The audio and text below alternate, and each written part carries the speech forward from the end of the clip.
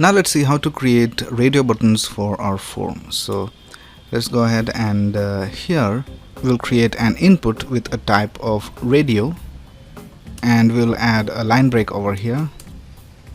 So here we can see our radio button. We can click it and we can check the radio button. Now we can also have a label for our radio buttons. So for the first one we will create a label, and in for we have to type the ID of our radio button. So we'll create an ID over here. So ID equals backend, and we'll type backend over here, and inside the label here we will type backend. Now even if we click on this label, our radio button will activate. Now let's create two more of these radio buttons, and we'll change this to front end.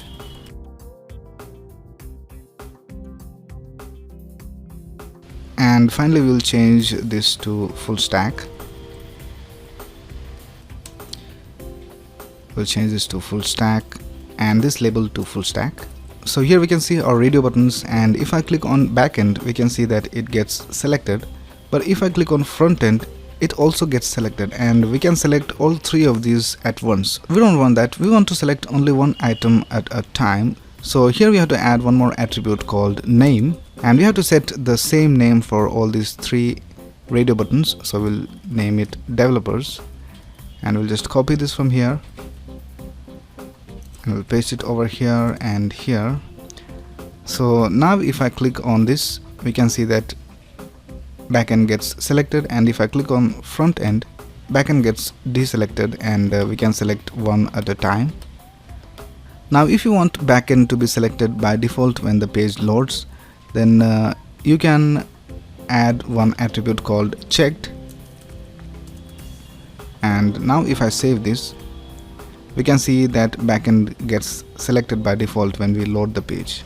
Alright, now let's see how to create drop-down lists in HTML. So for that you have to use a tag called select, and we'll just delete the name and ID for now because we're not going to send any data to the server. We'll just design our page. So in select we have to have options. So we'll type option, and we have to provide values for this, but for now we'll just delete it because we are not sending this to any database. So we'll just add some values over here.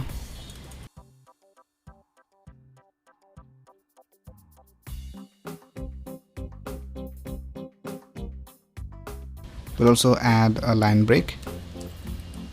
Now here we can see we have our drop down list. If we click on this we can see we get all these items, and if I click on any of them that gets selected. So this is how we create drop down lists in a form. So that's basically it for forms in HTML.